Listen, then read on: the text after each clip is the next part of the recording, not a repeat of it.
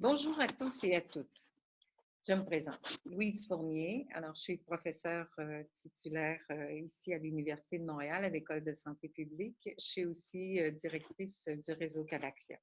Alors, je vous souhaite la bienvenue à ce webinaire qui, comme le titre, vous le voyez à l'écran, est l'accès hyperphagique. Que savons-nous sur ce trouble alimentaire officiellement introduit dans le DSM-5? Alors, c'est un webinaire qui est organisé par le regroupement stratégique santé mentale du réseau de recherche en santé des populations en collaboration avec le réseau Calaxia. Alors, avant de débuter, quelques informations. D'abord, la séance est enregistrée et elle sera rendue disponible pour rediffusion sur la plateforme YouTube. Et le webinaire se déroulera comme suit.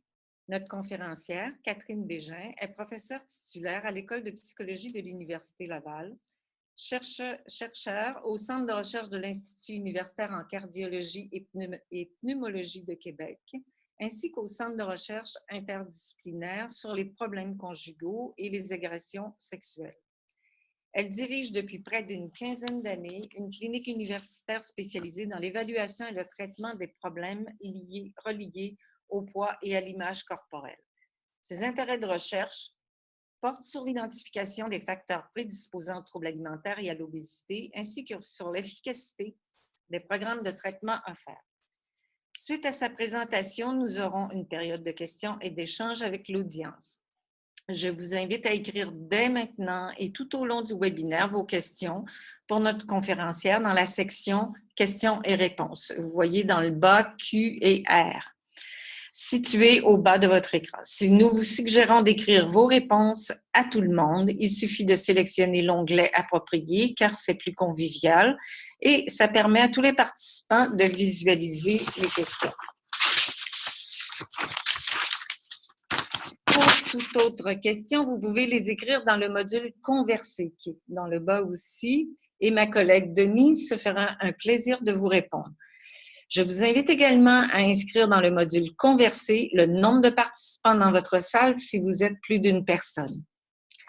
Enfin, je veux vous informer que vous recevrez dans les prochains jours un courriel pour l'évaluation du webinaire, c'est important pour nous, ainsi que les liens pour obtenir le PDF de la présentation et visionner l'enregistrement du webinaire.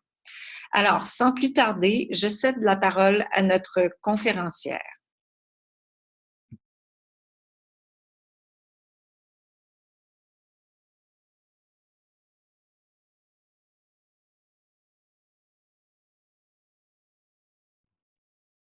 Tu peux y aller, Catherine? Est-ce que vous m'entendez? Très bien.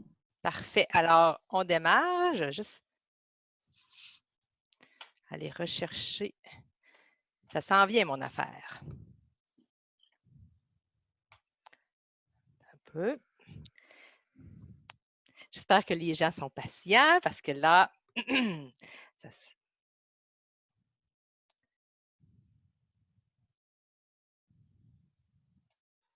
bon.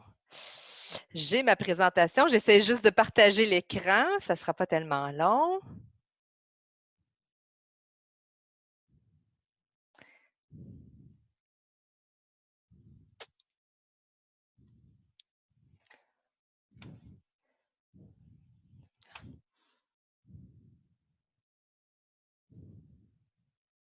Ah, me voici.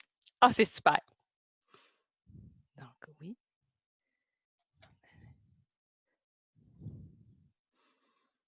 Est-ce que les gens voient ma présentation actuellement? Je ne sais pas si on peut me... Oui? Parfait. Et les gens me voient, donc là, je vais prendre pour acquis que tout est sous contrôle. Oui. Parfait. Donc, d'abord, ça me fait énormément plaisir d'être ici aujourd'hui. En fait, mis à part la technologie, pour ce qui est de la présentation, je suis vraiment contente de pouvoir venir présenter sur un thème que j'affectionne particulièrement, qui est un thème sur lequel je travaille tant au niveau de la clinique que de la recherche. C'est le trouble alimentaire qui s'appelle maintenant là, les accès hyperphagiques ou l'accès hyperphagique. J'ai choisi de, en fait, ma présentation origine d'une, je dirais, une préoccupation clinique que je vois dans mon travail auprès de cette clientèle-là. Plusieurs des patients qui viennent consulter chez nous vont nous dire, ça fait tellement longtemps que je cherche de l'aide, ça fait tellement longtemps que je cherche du support. Et je me suis intéressée à cette question-là, notamment en lien avec l'organisation des services. Donc, aujourd'hui, ce que je vous propose, c'est une présentation qui va vous permettre, oui, de bien ou de mieux connaître l'accès hyperphagique, de connaître un peu plus les critères diagnostiques, la prévalence, mais aussi peut-être commencer à réfléchir autour des facteurs qui pourraient faire en sorte que cette problématique-là est peut-être, du moins, j'allais dire, pas super bien desservie, du moins là, dans le réseau québécois. Et c'est cette réflexion-là là, que j'aimerais partager avec vous. Donc,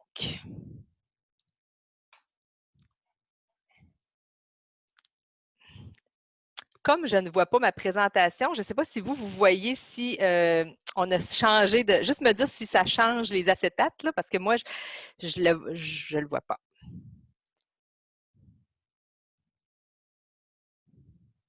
Oui, c'est bon. OK, parfait. Fait que s'il y a quelque chose, de toute façon, vous allez me le dire. Parfait.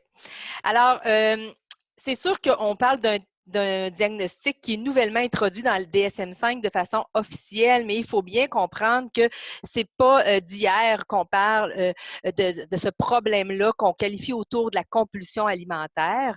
En fait, anciennement, dans le DSM-4, on n'appelait pas ça des accès hyperphagiques, mais il y avait quand même l'hyperphagie boulimique qui se retrouvait dans la section troubles alimentaires non spécifiés. Donc, déjà, avec la version du DSM-4, le trouble alimentaire hyperphagie boulimique était introduit, mais dans une catégorie plus générale de troubles alimentaires non spécifiés. Ce qu'on a réussi à voir avec ça au niveau de la recherche, c'est que la plupart du temps, quand on faisait des recherches sur les troubles alimentaires, souvent, on avait plus de 50 des gens qui endossaient les critères de troubles alimentaires non spécifiés. Et donc, on ne réussissait pas à aller chercher là, vraiment de la spécificité. Les chercheurs ont pensé que, de façon importante, c'était à cause de ce trouble-là, hyperphagie boulimique, qui rejoignait plusieurs personnes et qui faisait en sorte que, comme ils se retrouvaient dans le critère trouble alimentaire non spécifié, ça faisait en sorte que tous les gens qui endossaient ce trouble-là gonflaient, disons, gonflaient de façon importante là, cette catégorie de troubles-là. Donc, pour spécifier un petit peu plus, puis avoir un meilleur outil clinique, l'hyperphagie boulimique est devenue de façon officielle un trouble à part entière à partir du DSM-5. Mais comme je vous dis, c'est pas d'hier qu'on parle de ce trouble-là. Même, il y a des gens qui ont parlé de frénésie alimentaire. Il y a eu plusieurs termes qui ont été utilisés, mais au niveau diagnostic, son introduction officielle dans une catégorie à part entière date du DSM-5. Ce qui fait qu'on va voir que ce n'est pas un trouble qui est encore très, très bien connu, du moins, en tout cas, pas autant qu'on le souhaiterait. Donc, qu'est-ce que c'est que l'hyperphagie? Je pense que ça, c'est très important. On va regarder la description, plus en lien avec les critères diagnostiques, la prévalence, puis les modèles étiologiques là, qui sont mis à l'avant-plan jusqu'à maintenant. Oups. En fait, ce qu'il faut savoir, c'est que les accès hyperphagiques, c'est vraiment une survenue récurrente d'accès hyperphagiques ou de crise de gloutonnerie ou de crise alimentaire, donc qui se caractérise par deux éléments très importants, soit une large quantité de nourriture qui va être absorbée en un court laps de temps, souvent on va signifier à l'intérieur de 2 heures, et cette large quantité de nourriture-là s'accompagne d'un sentiment de perte de contrôle sur le comportement alimentaire. Donc, les gens qui vont vivre de l'hyperphagie boulimique vont non seulement rapporter qu'ils vont manger une quantité de nourriture qui est assez importante, mais aussi qu'elles n'étaient pas capables de s'arrêter de manger ou qu'elles n'étaient pas capables, même parfois, en y pensant fortement, de pouvoir contrôler ce qu'elles mangeaient. Souvent, les descriptions des crises vont s'articuler autour de j'ai commencé, par exemple, j'ai commencé par me faire une petite sandwich au beurre de pinot, puis après ça, je suis tombée dans les chips, je suis retournée dans le chocolat, je suis revenue avec un petit peu de fromage. Et donc, tout ça avec une impression que c'est impossible de s'arrêter. Les accès hyperphagiques, pour avoir un diagnostic, en fait, il faut avoir au moins 3 des caractéristiques là, qui sont mentionnées ci-bas, c'est-à-dire soit un sentiment de manger beaucoup plus rapidement que la normale, manger jusqu'à éprouver vraiment une sensation là, de maux de ventre, de douleur abdominale, manger des grandes quantités de nourriture, même si clairement la personne peut dire qu'elle n'avait pas faim, manger seule parce que la personne est gênée, de la quantité ou même de la rapidité autour de laquelle le comportement alimentaire s'exécute. Et ça, c'est quelque chose qu'on va voir vraiment cliniquement, là, toute l'idée de se retirer. Il y a même des gens qui vont avoir une routine autour des crises alimentaires. Et finalement, se sentir dégoûté de soi-même, déprimé ou très coupable après avoir mangé. Et ça, je dirais que c'est un critère que cliniquement, on revoit de façon très, très, très importante, là, l'espèce de sentiment très négatif retourné contre soi, contre la personne, là, après avoir eu une crise alimentaire. Ce qui fait que si on regarde le petit tableau qui est ici, on va comprendre que pour vraiment endosser le critère A, donc le critère de la crise, il faut avoir à la fois, dans le fond, c'est le premier cadran, il faut avoir à la fois la grande quantité de nourriture et la perte de contrôle au niveau du comportement alimentaire. Et c'est ce qu'on va appeler un épisode boulimique, un épisode de frénésie alimentaire objectif parce qu'on rencontre à la fois la quantité et la perte de contrôle. Je tiens quand même, d'un point de vue clinique, à porter l'attention à tout ce qui s'appelle épisode boulimique subjectif. C'est des gens qui vont aussi rapporter le sentiment de perte de contrôle, donc l'impression de ne pas pouvoir s'arrêter, mais souvent la quantité ne sera pas nécessairement très, très importante. C'est ce qu'on va voir beaucoup dans la littérature autour de, on appelle ça le loss of control eating. Je dirais que c'est une caractérisation qu'on retrouve de plus en plus et auquel les chercheurs s'intéressent parce que ce qu'on sait maintenant, c'est que c'est pas tant la quantité de nourriture qui génère la détresse, mais beaucoup plus le sentiment de perte de contrôle. Donc, les gens qui sentent qu'elles n'ont pas le contrôle, qu'elles ne peuvent pas s'arrêter de manger alors qu'elles le souhaiteraient ou alors qu'elles essaient de se le dire, c'est ces gens-là qui vont être les plus souffrants. Mais dans le cadre de l'hyperphagie ou de l'accès hyperphagique, c'est vraiment le premier cadran là, qui est ciblé. Ceci étant dit, ça nous amène aussi à voir qu'il y a des gens qui pourraient manger plus, par exemple, que ce que leurs besoins physiologiques demandent, mais sans nécessairement avoir la perte de contrôle. Des gens qui sont gourmands, des gens qui prennent plaisir, plus épicuriens, pourraient se retrouver, par exemple, dans le troisième cadran, qui est des épisodes de suralimentation objectif. Donc, des gens qui mangent plus que leurs besoins, mais qui ne le font pas en perte de contrôle, le font par plaisir, consciemment, ou par pur intérêt. Donc, ça, c'est le descriptif là, autour du comportement qui nous aide à comprendre le premier critère. On voit notre premier cadran. Je me mets des petits effets d'animation que j'oublie de temps en temps. Naturellement, il y a un critère C qui dit que ça va entraîner de la souffrance. Pour en voir des gens qui font de l'hyperphagie boulimique ou des accès hyperphagiques, c'est clair que ça s'accompagne d'une grande souffrance. Notamment, on l'a vu, là, ne serait-ce que par tout le sentiment qu'elles ont après les crises, d'être dégoûtées de soi-même, d'être fâchées après elles-mêmes, etc. Il y a un critère de temps qui est au moins une fois par semaine pour 3 mois. Et afin de faire un bon différentiel, en fait, ce qu'on sait, c'est que les comportements d'hyperphagie ou les accès hyperphagiques, ils ne s'accompagnent pas de comportements compensatoires inappropriés, comme par exemple les vomissements, les laxatifs, les diurétiques, tels qu'on pourrait le retrouver là, dans des épisodes plus de boulimie ou d'anorexie. Pour ce qui est des niveaux de sévérité, bien, en fait, c'est vraiment en fonction du nombre d'épisodes. Donc, ça peut aller vraiment là, de 1 à 3 si on va parler d'une sévérité plutôt faible, mais par exemple, ça peut aller jusqu'à extrême, donc plus de 14 épisodes par semaine. Moi, j'ai déjà vu une cliente, une jeune fille qui était à l'université dans le début de la vingtaine, qui, elle, dès qu'elle avait des journées où elle n'avait pas de cours, elle avait sa passe d'autobus. Puis en fait, dès qu'elle n'avait pas de cours, elle amenait ses livres, elle s'assoyait dans l'autobus parce que si elle restait à la maison, elle faisait crise par-dessus crise. Donc, elle devait vraiment se sortir physiquement de la maison comme une espèce de moyen de traitement temporaire là, pour essayer d'éviter le nombre de crises. Donc, c'est pour dire à quel point ça peut être assez fort, là, ces crises-là.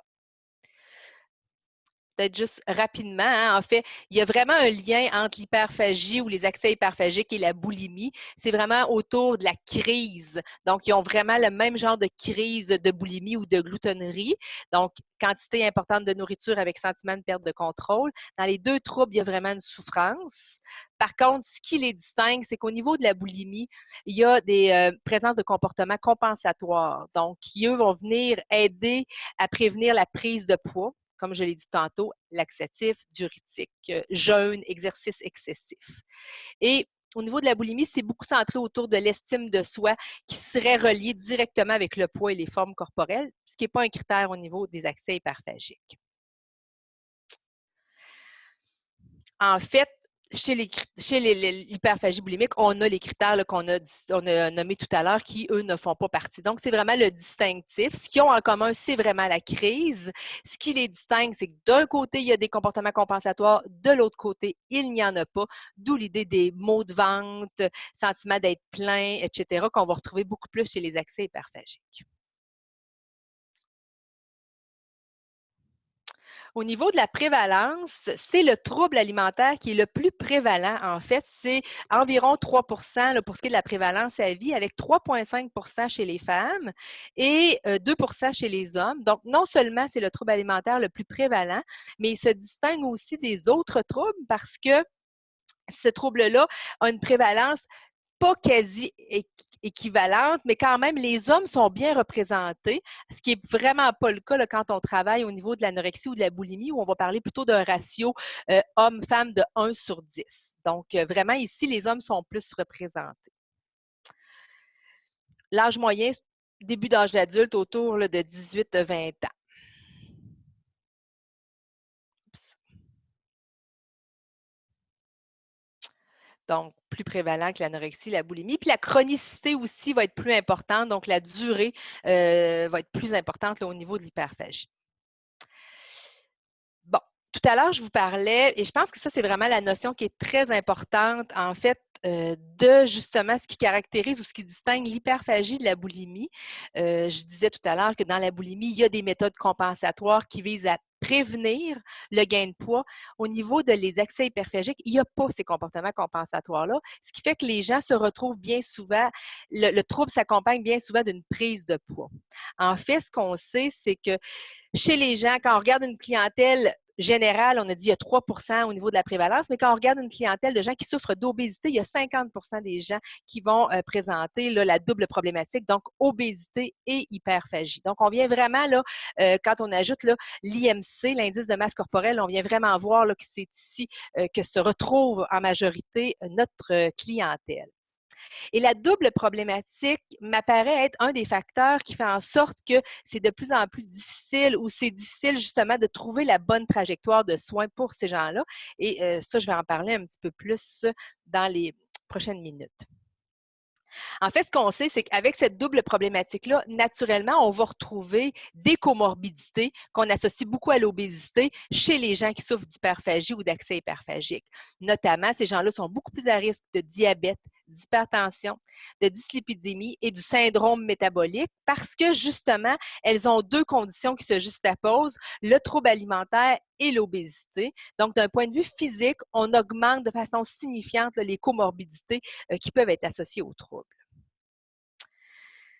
De la même façon, il y a des études qui ont été faites et ce qu'on sait aussi, c'est qu'autant on va avoir des conséquences physiques plus importantes quand il y a la double problématique, mais c'est aussi vrai au niveau psychologique. Donc, si on compare des gens qui souffrent d'obésité avec hyperphagie versus des gens qui souffrent d'obésité mais qui ne rencontrent pas les critères de l'hyperphagie, clairement, chez notre premier groupe, donc obésité avec hyperphagie, les comportements vont être vraiment plus importants. Donc, les gens vont rapporter des comportements alimentaires encore plus dysfonctionnels, des attitudes aussi, tout ce qui est préoccupation à l'égard du poids, des formes, ça va être plus important. Et ici, là, on parle là, de gens qui ont un même indice de masse corporelle. Donc, ce n'est pas l'obésité qui les distingue, ils sont comparables sur le poids, mais l'ajout de l'accès hyperphagique va faire en sorte que ces gens-là, qui sont de même poids que notre autre groupe, on va rapporter des comportements alimentaires plus dysfonctionnels. Une surestimation des formes corporelles. Donc, vont se voir plus enveloppés que l'autre groupe. vont rapporter une estime de soi qui est plus faible, plus de dépression, troubles anxieux, troubles liés aux substances. Face à une même perte de poids, ceux qui ont la double problématique vont se dire moins satisfaits de la perte de poids qui a été engendrée, vont aussi dire que leur poids a une influence plus importante sur leur perception d'eux-mêmes. Et finalement, c'est des gens qui vont rapporter une moins bonne qualité de vie. Tout ça, comme je l'ai dit, avec quand même un niveau d'IMC, donc d'indice de masse corporelle, là, qui est équivalent.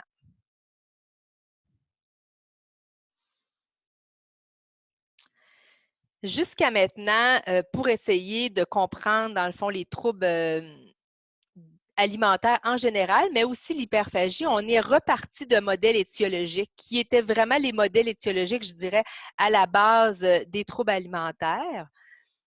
Et ce qu'on a fait, en fait, c'est vraiment de recalquer ces modèles-là et voir s'ils s'appliquaient aussi chez les gens qui avaient tendance à faire de la compulsion alimentaire sans perte de compte, sans comportement compensatoire. Et ce qu'on voit, c'est que oui, effectivement, le modèle des troubles alimentaires tient d'un point de vue statistique.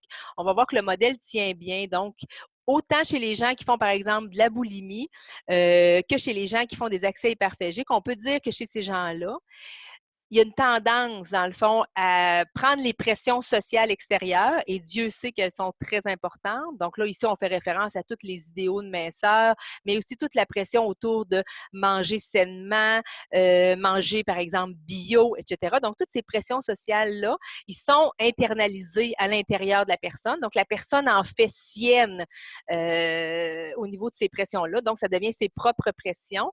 Et donc, si on met à l'intérieur de nous des pressions de beauté, de minceur, de manger santé, etc., bien souvent, ça peut générer chez la personne, non seulement ça peut, ça risque fort de générer un sentiment d'insatisfaction corporelle. Donc, le modèle qu'on me propose et que j'ai intégré à l'intérieur de moi valorise la minceur. Je ne suis pas mince, donc je suis insatisfaite. L'insatisfaction corporelle devient le moteur à essayer de changer quelque chose. Et souvent, comment on peut faire comment les gens pensent à changer leur propre corps? Bien, c'est via la restriction. Et là, ici, ça peut être de la restriction calorique, c'est-à-dire vraiment restreindre les apports alimentaires, mais il y a aussi une restriction qui est encore plus dommageable, qu'on appelle la restriction cognitive. Et ça, c'est tout ce que la personne peut avoir à l'intérieur d'elle, tous les interdits qu'elle va avoir, tous les choix qu'elle ne s'autorisera pas, tous les aliments qu'elle va démoniser en bon et mauvais. Donc ça, c'est une restriction qui est cognitive. Donc, elle n'apparaît pas dans l'assiette, mais clairement, elle envahit la tête de la personne. Et ce qu'on sait, c'est que donc, plus les gens sont insatisfaits, plus ils vont tenter de se restreindre, soit d'un point de vue calorique, pour plusieurs d'entre elles, ou même d'un point de vue cognitif. Et la restriction, c'est vraiment un déclencheur de la compulsion alimentaire. En fait, il y a plusieurs études qui montrent qu'effectivement, le fait de se restreindre, d'abord, le fait de se restreindre au niveau calorique, c'est clair que ça engendre un sentiment, les gens ont faim, hein? Et donc, s'ils se retrouvent face à de la nourriture, beaucoup plus à risque de compulser. Mais c'est vrai aussi d'un point de vue cognitif, c'est-à-dire que si la personne est aux prises avec une liste d'interdits, ben il y a comme une espèce d'obsession autour de la nourriture, même si c'est en forme d'interdit, on y pense fréquemment et donc plus on est obsédé, plus on est à risque quand on va retrouver de la nourriture de pouvoir justement d'avoir tendance à en manger. Ce qui fait que ce cycle-là est vraiment dommageable parce que plus les gens sont restreints, plus ils sont à risque de compulser. D'ailleurs, parenthèse, on a fait une étude, nous, chez nous, où on a invité des couples, en fait, des hommes et des femmes. C'est vraiment une parenthèse, mais je pense que ça décrit bien à venir justement discuter de quelque chose qu'ils n'aimaient pas chez leur conjoint ou qu'ils auraient aimé voir changer, en fait. Et donc, c'est une discussion qui se voulait présente pour générer un affect négatif, c'est-à-dire une discussion un peu plus musclée, quoique ça devait rester là, dans les règles de l'art. Donc, c'était vraiment fait de façon polie, une quinzaine de minutes. Et clairement, on voit qu'après la discussion, surtout les femmes, les hommes un peu moins, il y a quand même, on a engendré une émotion plus négative, donc qui rapporte des affects négatifs plus importants. Et ce qui est intéressant ensuite de ça, c'est qu'on leur disait qu'on s'intéressait à tout ce qui était au goût, en fait, au lien entre les discussions conjugales et un test de goût. Donc, les gens n'étaient pas informés qu'on allait mesurer la quantité de nourriture qu'ils allaient manger, mais on leur avait mis 4 bols. Donc, on avait mis d'un côté des pretzels, il y avait des Teddy Graham, des petits nounours, des M&M et des chips nature. Et on leur disait que c'était un test de goût. Ils répondaient à ce test de goût-là. Puis, au terme de tout ça, on disait que de toute façon, on ne pouvait pas reprendre cette nourriture-là parce qu'elle avait été attribuée à chacun des participants. Donc, ils pouvaient manger la quantité qu'ils voulaient, mais au moins de goûter à chacun. Et clairement, ce qu'on a été capable de voir par cette étude-là, et là, je passe par un long chemin pour arriver, c'est que, dans le fond, les femmes, et là, c'est vraiment les femmes, qui étaient restreintes, donc qui au départ, avaient répondu à un questionnaire pour nous montrer qu'il y avait beaucoup d'interdits. C'est les femmes qui, suite à l'événement conjugal et les affects négatifs, c'est vraiment celles qui ont mangé de façon beaucoup plus importante que toutes les autres femmes. C'est-à-dire pas juste les restreintes, excusez, les femmes restreintes et celles qui avaient un indice de masse corporelle plus élevé. Donc, il y avait vraiment une double modération et on était en mesure de voir, voici un groupe. Donc, quand tu es en surpoids et tu es restreint, oui, effectivement, si il se passe quelque chose, que ce soit affectif, que ce soit cognitif, une surcharge de travail, rapidement, ces gens-là vont retourner vers la nourriture. Donc, ce lien-là a été bien démontré chez les gens qui consultent là, pour des problématiques de compulsion alimentaire. Il y a une autre voie aussi qu'on voit qui est celle plus bas aussi, qui est que l'image corporelle ou l'insatisfaction corporelle, ça génère des affects négatifs. Les gens ne s'aiment pas, ne se trouvent pas à leur goût. Et là, j'y vais très modérément parce que nous, ce qu'on entend cliniquement, c'est je m'haïs, je me trouve dégueulasse, si je pouvais me changer, je le ferais. Donc, on entend vraiment des verbalisations très agressives, très négatives à l'égard d'eux-mêmes. Bien, naturellement, quand on vit des affects négatifs comme ça, il faut trouver un exutoire à ces affects-là pour les apaiser ou pour vraiment venir diminuer cette tension-là. Et souvent, la nourriture est un accès tellement facile, rapide, qu'on retourne dans la compulsion et là, il y a un cercle vicieux qui s'installe. Donc, bref, il y a 2 voies. Il y a la voie de la restriction qui mène à la compulsion, mais il y a aussi la voie des affects négatifs qui va mener à la compulsion. C'est ce qui nous fait dire aussi que, oui, effectivement, ces gens-là se retrouvent aux prises avec un trouble alimentaire qui s'explique d'une façon qui ressemble à ceux qui font de l'anorexie ou de la boulimie, même s'ils sont de poids beaucoup plus élevés. Très, très récemment, puis c'est pas le but de la présentation, donc je vais passer vraiment rapidement, mais je pense que c'est important de savoir, présentement, quand on travaille au niveau de l'hyperphagie boulimique, il y a tout un nouveau courant de littérature autour de ce qu'on appelle la dépendance alimentaire, l'addiction alimentaire ou l'alimentation addictive, en fait, là.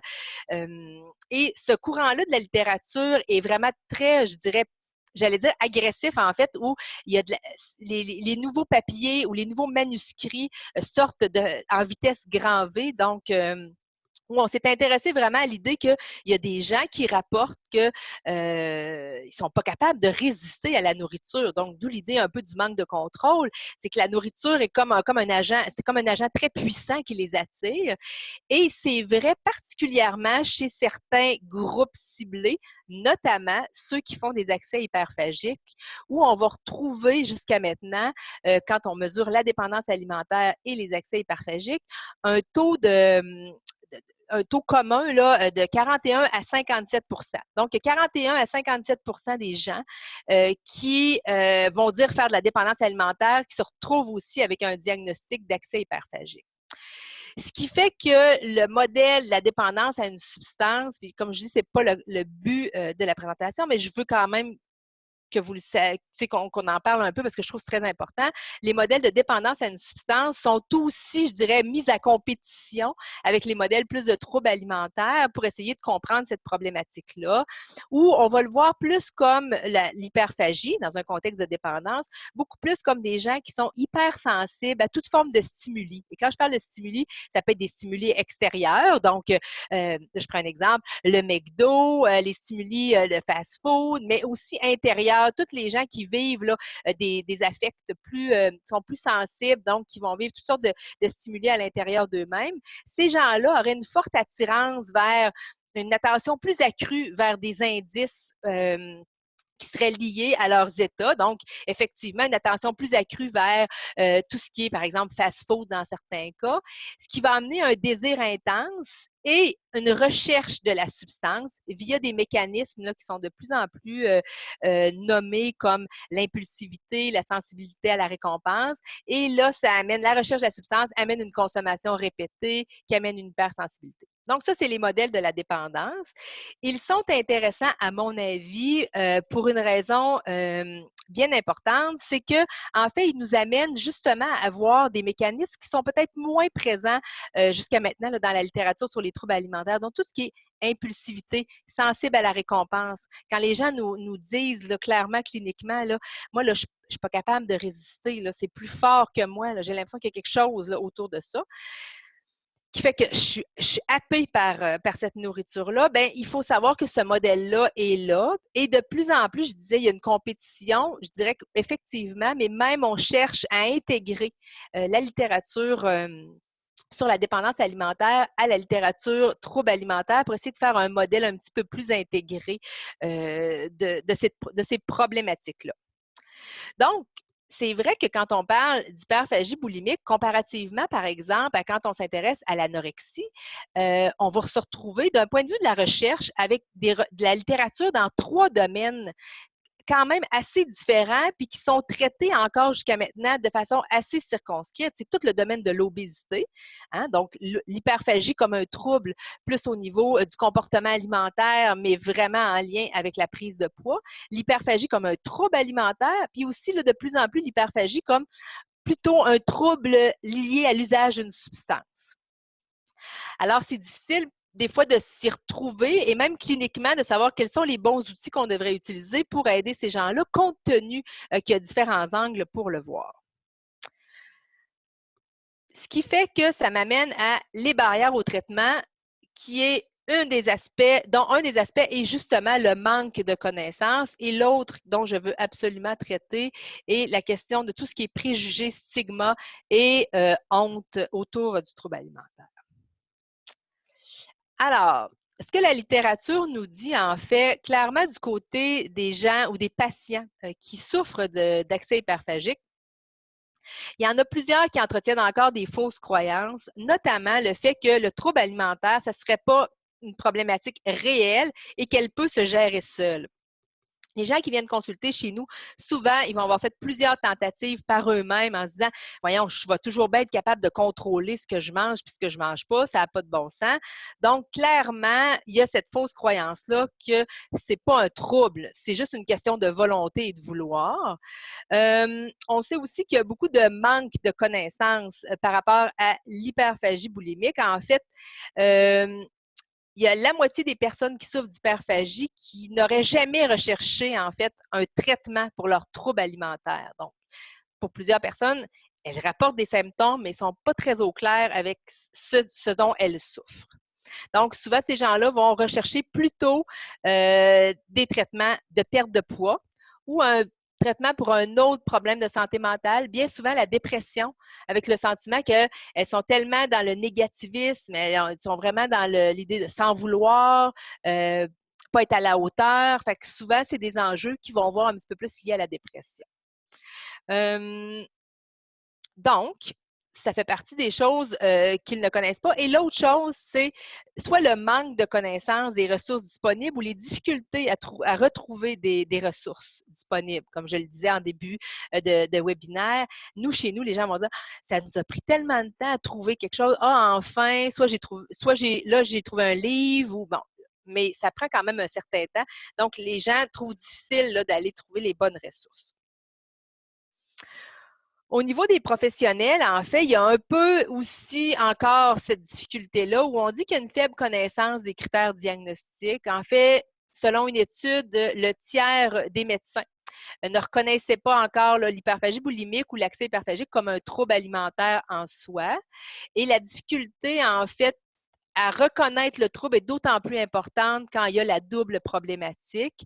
Il y a vraiment, là, dans un sondage qu'ils ont fait, là, il y avait seulement 25% là, des professionnels là, qui étaient capables de reconnaître, à l'aide d'une vignette, en fait, on avait une vignette de quelqu'un qui souffrait d'obésité et quelqu'un qui souffrait d'obésité et d'hyperphagie. Il y avait 25% là, des professionnels qui reconnaissaient là, la double problématique.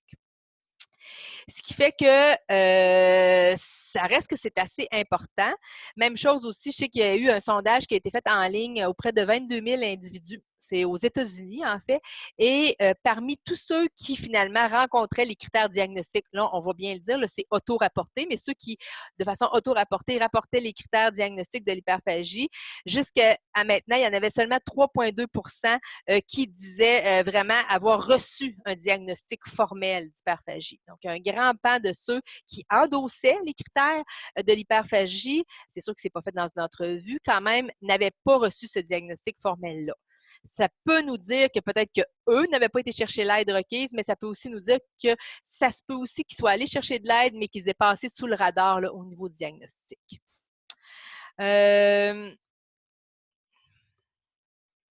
Et pour ce qui est du deuxième point, qui est aussi très important, et je pense qu'il était vraiment un moteur aussi aux difficultés rencontrées actuellement, c'est qu'on a une faible connaissance des traitements qui sont reconnus efficacement pour traiter l'hyperphagie. Et dans ce contexte-là, comme on ne sait pas trop, et surtout dans l'idée de la double problématique, bien souvent, ce qu'on va proposer, puis ce qui est mis à l'avant-plan par les gens, c'est le problème de l'obésité. Et donc, bien souvent, cette proposition-là par les professionnels de la santé d'un traitement de perte de poids va être offert. Or, il faut faire attention parce que je reviens sur le lien entre la restriction et la désinhibition et comprendre que, dans le fond, c'est sûr que dans les programmes de perte de poids, on va venir travailler justement sur toute la balance énergétique. Donc, augmenter la dépense, diminuer les apports pour créer un déséquilibre. Pour faire ça, ça demande une restriction calorique et bien souvent qui s'accompagne d'une restriction cognitive. Alors, il faut savoir que quand on est dans un trouble d'hyperphagie boulimique, bien, le lien de la restriction vers la désinhibition ou la compulsion peut être assez important et assez, je dirais, cliniquement signifiant. Là. Il faut s'y intéresser parce qu'on risque, dans le fond, non pas seulement de ne pas aider, mais de nuire à ces personnes-là si on leur propose un programme de perte de poids dans un contexte où ils ont déjà tendance à faire de la compulsion. Si on tire sur l'élastique en les restreignant, bien, on risque vraiment de retrouver là, plus de compulsion alimentaire. Il y a une étude qui avait été faite d'ailleurs puis qui montrait qu'il y a vraiment un portrait très différent pour les gens qui souffrent d'obésité seule versus obésité avec hyperphagie boulimique, où en fait, souvent, les gens qui souffrent d'obésité seule, avant d'aller chercher, l'année avant d'aller chercher là, de l'aide, ils vont avoir pris 1,5 livres dans l'année avant d'aller chercher de l'aide, alors que chez les gens qui souffrent d'obésité et hyperphagie, dans l'année avant d'aller chercher de l'aide, elles ont pris 18,3 livres en moyenne, ce qui est 5% du poids autour, là, selon ce qui avait été mesuré. Alors, l'écart entre justement la prise de poids de la personne qui souffre d'obésité sans hyperphagie et d'obésité avec hyperphagie est très important, ce qui nous dit que probablement ces gens-là sont beaucoup plus pris dans ce cycle-là de restriction et de compulsion. Et donc, c'est à tenir en compte là, quand on va offrir un traitement à ces personnes-là. Parmi les autres barrières, je pense qu'il faut absolument parler de tout ce qui est préjugés, stigma et qui, par répercussion, va générer de la honte chez ces gens-là. Cliniquement, je dirais que c'est la plainte la plus importante. Les gens sont très honteux de leurs troubles, ils s'en veulent, ils ne se sentent pas à la hauteur. Et quand on regarde dans la population, quoiqu'il y a très peu d'études qui portent vraiment juste sur l'hyperphagie, souvent on va inclure tous les diagnostics. Il y en a une qui a été faite jusqu'à maintenant au niveau des préjugés. C'est chez des adolescents. Vous allez me dire, c'est pas des adultes, mais en même temps, je trouve que c'est quand même parlant parce que ces gens-là, en fait, avaient une vignette clinique. En fait, il y avait deux vignettes cliniques. Une vignette d'hyperphagie, donc le binge eating disorder, le premier cadran, et une vignette de boulimie. Et clairement, ce qu'on peut voir, si je vous amène tout de suite à l'encadrer. En fait, chez les garçons, il y a quand même 30,7%. La majorité des garçons ont vu dans la vignette un trouble de manque de contrôle. Donc, de manque de ce qu'on appelle en anglais de willpower. Ils n'ont pas de volonté et pour eux, c'était ce qui caractérisait le plus cette vignette-là. Et chez les filles, on n'est pas loin de 20% aussi des gens qui ont adhéré à cette conception-là. Ce qui fait que, oui, c'est des adolescents. Vous allez me dire, ils n'ont peut-être pas toute la connaissance que les adultes ont. Non, mais je pense que si déjà à l'adolescence, on donne cette impression-là qu'effectivement, ce n'est qu'un manque de volonté ou de contrôle, bien, clairement, on peut penser que chez notre population adulte, qui viennent consulter et qui sont prises avec cette problématique-là, c'est sûr qu'on va retrouver ce genre de verbalisation-là. Et quand même, c'est de façon beaucoup moins importante, on va le retrouver chez la boulimie. Fait à remarquer, là, quand on regarde les pourcentages, ils sont beaucoup moins élevés pour la boulimie. Donc, clairement, l'obésité amène un préjugé, un stigma qui se surajoute à la problématique. Même chose aussi, on leur demandait, dans le fond, leur perception de la sévérité, entre autres, de la problématique. Je ne ferai pas le tour de tous les tableaux, puis je suis désolée, je les ai maintenus en anglais, mais c'était seulement pour vous donner une petite idée. En fait, quand on regarde jusqu'à quel point, en fait, ils devaient endosser s'ils étaient en accord ou en désaccord avec le fait que ces gens-là avaient besoin d'aide professionnelle. Et encore là, il y a 22% des garçons, quand on regarde la vignette encore d'hyperphagie, qui étaient complètement en désaccord avec le fait que ces personnes-là pourraient avoir besoin d'aide, ce qui est quand même important. Et comme on pouvait voir, on voit présentement ce qui a été présenté dans le tableau, c'est seulement ceux qui étaient complètement en désaccord ou complètement en accord. Il reste un 40% de gens qui pouvaient être un peu en désaccord ou un peu en accord. Et quand on regardait l'ensemble de l'échelle de mesure, on se rendait compte qu'on était autour d'à peu près 50% chez les garçons sur le fait que ces gens-là n'ont pas besoin d'aide. Chez les filles aussi, ça augmentait de façon assez significative. On voit aussi, puis juste en dessous, encore une fois, il y a 20% des gens qui disaient que, des garçons, entre autres, qui disaient que ces gens-là n'ont pas besoin d'avoir de la sympathie pour ces personnes-là. Donc, je pense que les préjugés, ils sont présents très tôt. On les retrouve même chez des adolescents. Et ça, c'est nos futures potentielles personnes qui pourraient se retrouver aussi aux prises avec des difficultés alimentaires. Chez les professionnels de la santé, je vous dirais, et je ne les lirai pas tous, je vais prendre les plus importants, mais rapidement, encore une fois, au niveau des perceptions, on a 56% des professionnels qui endossaient des items tels que j'ai été témoin de d'autres professionnels qui faisaient des commentaires négatifs à propos des personnes qui souffrent d'obésité. Même les gens qui travaillent auprès des troubles alimentaires ont des stéréotypes négatifs à propos des gens qui souffrent d'obésité. Les gens se sentent inconfortables de travailler avec les patients qui souffrent d'obésité. Donc, c'est quand même assez important. Même chose au niveau des attitudes. On va les voir comme étant beaucoup moins compliants, donc beaucoup moins qui adhèrent beaucoup moins là, aux recommandations de traitement, plus difficiles à gérer, vont se sentir plus frustrés de travailler avec des gens qui souffrent d'obésité, voient aussi un manque de motivation vraiment là, pour faire des changements. Donc, bref, il y a beaucoup de préjugés, stigmas, mais aussi beaucoup d'attitudes négatives autour de ces personnes-là, ce qui fait qu'on peut se retrouver facilement avec des gens qui vont ressentir cette pression-là ou du moins cette attitude-là là, chez les professionnels. Ça nous amène un peu dans un cercle vicieux et je pense que ce cercle vicieux-là, il est important parce qu'il participe aussi à la problématique, qui est que les gens qui souffrent d'accès hyperphagique et qui souffrent d'obésité, qui sont victimes de stigmas autour du poids naturellement, le stigma est un stress supplémentaire. Le stress augmente la prise alimentaire, le cortisol est naturellement beaucoup plus à risque de gain de poids, ce qui les maintient dans l'obésité, etc. Donc, on voit qu'il y a quand même un cercle vicieux et que la stigmatisation est assez importante.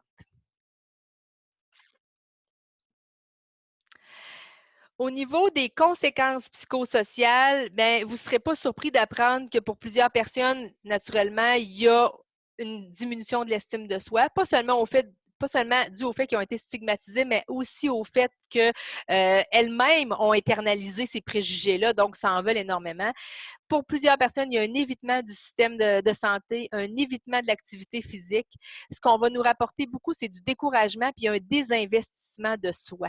Donc, il y en a pour qui c'est très physique, on va le voir, ça n'arrange plus vraiment, mais il y en a pour qui c'est plus psychologique, puis ils vont vraiment avoir l'impression qu'ils n'y arriveront pas et ont tendance à avoir, comme je le disais, des verbalisations très agressives à leur égard, une diminution de la qualité de vie, beaucoup d'affects de dépression, pas seulement de la dépression en termes d'adhérer vraiment aux critères là, de pleurer, perte d'intérêt, mais beaucoup tous les symptômes, beaucoup plus autour de la honte, le sentiment de ne pas être à la hauteur, l'échec, etc. Donc, il y a vraiment une lourdeur autour de cette problématique-là, d'où l'importance, à mon avis, de s'en occuper cliniquement. C'est important que ces gens-là reçoivent des soins. Maintenant, qu'est-ce qui fait que c'est peut-être pas toujours facile? Bien, on va le voir rapidement. En fait, en reparlant un petit peu plus là, de l'impact des barrières, puis peut-être le manque de ressources actuellement, du moins du point de vue du patient. Alors, clairement, quand on décide, en fait, là, de chercher de l'aide, il y a un auteur qui s'appelle Kane qui vient décrire un peu la trajectoire et toutes les barrières qui peuvent être rencontrées dans la trajectoire d'une recherche d'aide, là, notamment au niveau de l'hyperphagie boulimique. Je vais les mettre en rafale pour enlever tous les jeux d'animation. Puis, on va voir assez rapidement que, dans le fond, dès le départ, hein, il faut comprendre que la personne va... La première chose, il faut qu'elle reconnaisse qu'elle a un trouble. Mais déjà là, il peut y avoir des barrières parce que le trouble alimentaire, ça reste que ça a une fonction. Hein. Souvent, comme je l'ai dit tout à l'heure, ça apaise les affects négatifs, ça fait que la personne se sent tout à coup un petit peu mieux par rapport à des tracas qu'elle avait. C'est un moyen, la nourriture, c'est vraiment rapide et efficace. Si la personne vit des choses difficiles, elle se tourne vers la nourriture, elle n'a pas besoin de demander de l'aide à personne, elle peut se sentir complètement autonome. Comme je le disais, c'est pas si coûteux et donc, c'est efficace de façon très rapide. Ce qui fait que déjà, dans l'idée de reconnaître le trouble, il y a des difficultés autour du fait que, mais moi, là, je suis ambivalent parce que ce trouble-là ou ce comportement-là, il ne fait pas juste me générer quelque chose, il m'apporte quelque chose. Fait que ça, c'est la première chose. Donc, si le patient se retourne vers justement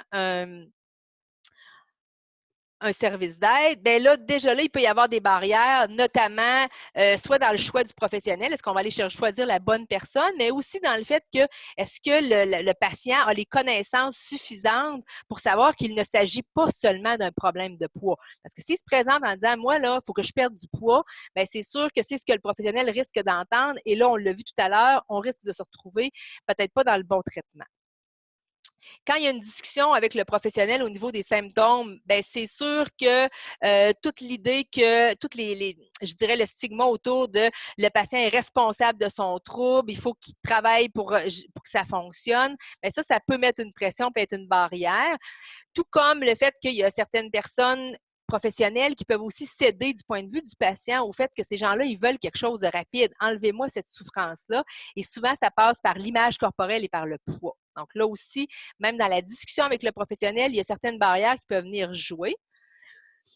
Même chose, toutes les barrières plus en lien avec le patient, le honte, le fait que le patient n'ose pas trop se confier, qu'il ne soit pas fier de sa problématique, c'est sûr que ça va jouer dans la discussion et dans la transparence. Parce que moi, ce que j'entends quand je discute avec des médecins ou des professionnels de la santé, c'est bien, souvent, ils ne nous en parlent pas des comportements alimentaires qui sont problématiques. Ils ne vont pas aller vers là, ils vont nous parler de leur poids, du fait qu'ils veulent maigrir, mais pas tant de cette partie-là.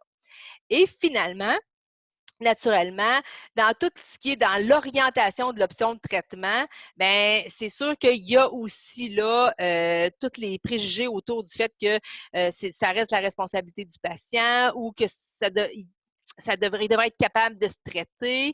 Et finalement, il y a tout aussi le fait que comme c'est des troubles qui ne sont pas si fréquents, bien, quand on en voit moins, ça se peut aussi qu'on ait une expérience plus limitée, donc plus difficile d'orienter vers les bons traitements.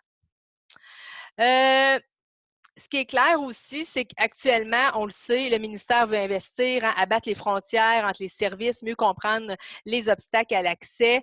On a parlé vraiment de tout ce qui est préjugés, stigmas, les connaissances, mais aussi, je pense que ce qu'on se retrouve à avoir présentement, c'est clairement que l'hyperphagie, oui, c'est un trouble alimentaire, oui, il y a des modèles étiologiques, mais il reste que la composante obésité qui se retrouve avec l'hyperphagie, ça amène quand même une façon, je dirais, un peu différente de voir le trouble, ce qui fait que jusqu'à maintenant, même dans les cliniques, je dirais, par exemple, si je prends le PITCA, qui est le centre ici à Québec là, qui traite les troubles alimentaires, ou même le Douglas, pour l'instant, ces gens-là ne sont pas inclus dans l'offre de service.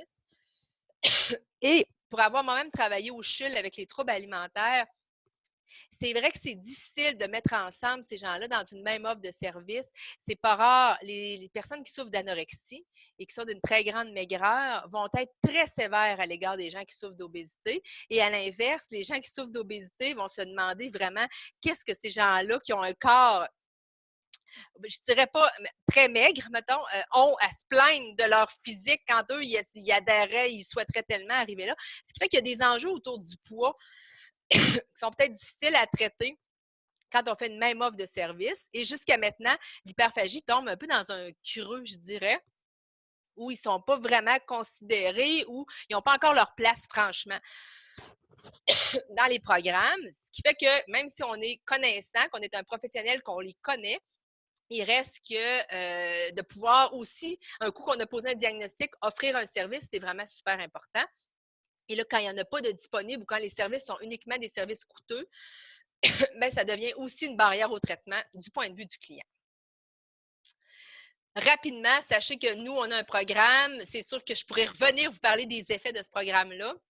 Mais je pense que c'est le même principe que pour tous les autres troubles alimentaires. Ça prend une équipe interdisciplinaire, des rencontres individuelles, mais aussi du groupe. Ces gens-là ont besoin de se retrouver, d'avoir un lieu où ils peuvent échanger ensemble. C'est vraiment super important.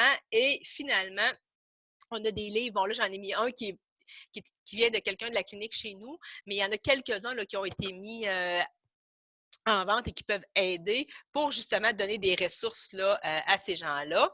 Et finalement, ben, si jamais vous souhaitez en savoir plus, j'ai mis mes coordonnées, mon courriel en bas et le numéro de la clinique et ça va me faire plaisir là, de répondre à des questions si jamais il y en avait. Merci beaucoup. Merci infiniment, Catherine. Alors, on a quelques questions qui se sont accumulées. En tout cas, c'était une excellente conférence. Merci. Moi, j'ai beaucoup appris. Et on a une première question qui est de Madame Paul Limoges, qui demande est-ce qu'il y a un lien de comorbidité avec attendez un peu, les troubles de la personnalité? Absolument, oui. J'en ai pas parlé, mais oui, effectivement, notamment, on voit, je dirais qu'il y a deux vecteurs qu'on voit, nous, cliniquement, en fait, là, tous ceux qui se retrouvent, et c'est là peut-être que la littérature sur la dépendance aux substances devient intéressante, mais toutes les personnes qu'on voit qui sont beaucoup plus avec un profil impulsif, sensibilité à la récompense, qui ont aussi beaucoup plus de difficultés à résister aux stimuli.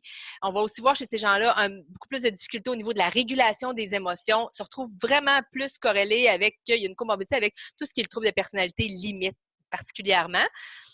On a aussi des femmes qu'on va voir, nous, qui vont se retrouver à faire des crises alimentaires, mais qui ont eu je dirais, un passé uniquement de diète, des femmes très restreintes, avec un profil un petit peu plus obsessionnel, mais qui, là, avec, par exemple, la ménopause, avec des changements de vie importants, là, vont retrouver l'effet de la restriction qu'ils ont fait sur plusieurs années, va finir par devenir plus difficile et là, vont faire de la compulsion. Ça, c'est un profil plus obsessionnel. Mais tous ceux qui sont dans l'impulsivité, qui cherchent vraiment à apaiser l'espèce d'affect négatif à l'intérieur d'eux, là, sont vraiment beaucoup, on les voit beaucoup plus avec les troubles limites, notamment. OK, merci. Madame Limoges, si vous voulez réagir, vous pouvez nous envoyer un message. Sinon, je passe à la prochaine question. Ahmed Jérôme Romain. Quand on parle de la restriction cognitive, Westenhofer rapporte qu'il existerait une restriction plus rigide et une autre plus flexible. Savez-vous si une de ces formes est plus associée à l'accès hyperphagique?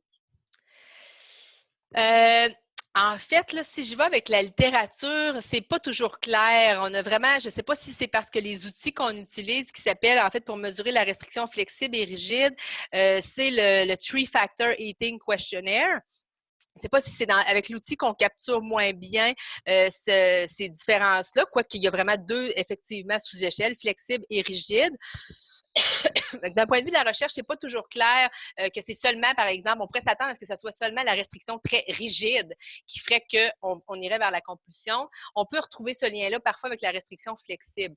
Par contre,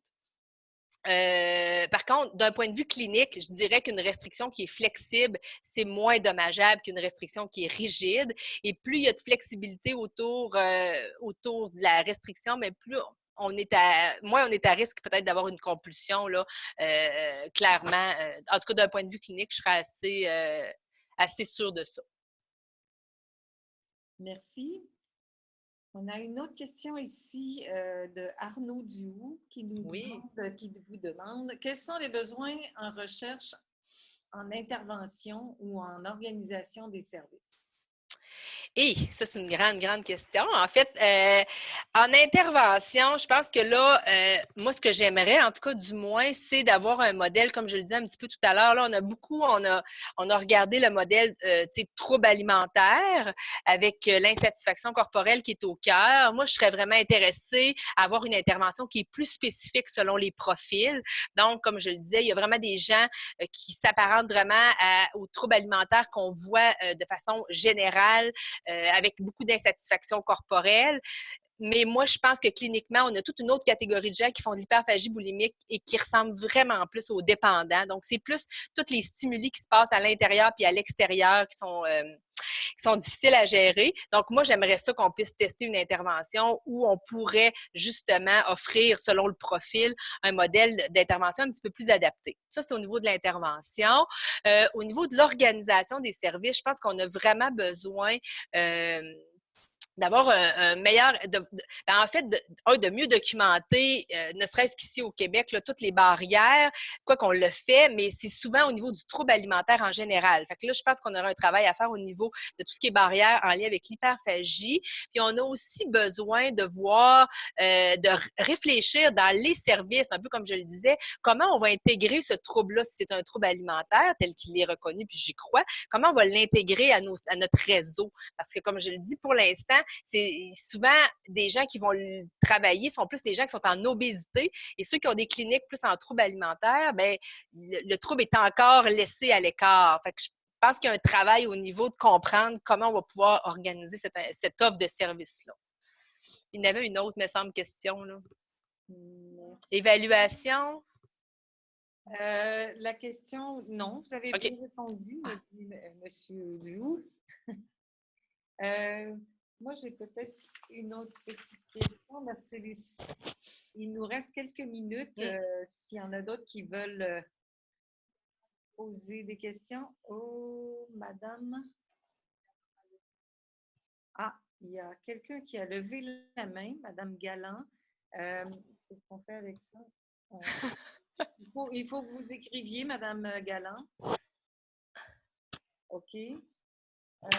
Moi, j'avais une petite question. Et le lien entre justement les troubles d'abus d'alcool et de drogue, je ne crois pas que vous en ayez parlé. Est-ce que c'est des gens qui ont plus tendance aussi à abuser ou d'être dépendants? Des substances, par exemple? Oui, il y a une plus grande corrélation avec les abus de substances. Effectivement, mais en même temps, elle n'est pas si forte que ça. Puis on peut comprendre que, tu sais, souvent, ça peut être difficile d'avoir plus qu'un objet de dépendance. Autant, souvent, les gens qui vont consommer, quoique je dis ça, mais il faut faire attention parce qu'il y a des gens qui vont vraiment voir, par exemple, la consommation, le vin ou la boisson alcoolisée comme un désinhibiteur alimentaire. Mais pour vraiment avoir deux objets de dépendance, c'est-à-dire à la fois l'alcool, les drogues ou la nourriture, souvent, c'est pas nécessairement ils vont choisir un objet de dépendance, si je peux me le permettre. Puis, Mais ce qui est intéressant dans ça, c'est plus de voir qui semble vouloir s'apparenter. La substance, un peu comme, bon, pour l'alcool et les drogues, elle est très claire. Au niveau alimentaire, c'est pas clair. Il n'y a pas comme un nutriment qu'on peut identifier présentement et dire c'est à ça qu'ils sont addictifs. C'est pour ça que la littérature est assez, va vite parce qu'il y en a qui disent est-ce que c'est vraiment, on est-tu addictif à une substance ou c'est le comportement qui devient addictif? Donc, le fait d'aller, par exemple, chez Saint-Hubert, ça fait que j'ai le goût d'y retourner, ou chez McDo, ou peu importe, ou chez Tim. Ça pourrait être ça. Mais de plus en plus, il y a un nouveau pan de littérature qui parlerait plus d'une alimentation addictive, c'est-à-dire que c'est pas un trouble de substance, mais il y a des mécanismes communs à l'addiction qui seraient plus, comme je disais, l'impulsivité, la sensibilité à la récompense. OK. On a une dernière question. Il nous reste une minute. Et Donc, on demande, Madame Galland demande si vous pourriez faire une deuxième conférence spécifiquement sur l'intervention. c'est sûr, je pourrais. Maintenant que je comprends comment ça fonctionne, puis je suis capable d'installer mon PowerPoint, partager mon écran, je pourrais. OK, ben merci beaucoup. Ça m'a fait plaisir. Si les gens ont des questions ou s'il y a des choses là, sur lesquelles ils auraient aimé échanger, ben, mon adresse courriel est là. Ils l'auront avec le PowerPoint là, sans aucun problème. Donc, merci beaucoup, Catherine. Merci également à Denise, notre coordonnatrice du gouvernement, qui a organisé et géré tout ce webinaire. Oui. Je vous rappelle que vous allez recevoir dans les jours qui suivent toute l'information concernant l'enregistrement de la conférence et le PDF de la présentation. Et je vous remercie à tous d'avoir participé à cette dégustation de saveurs. Oui, merci.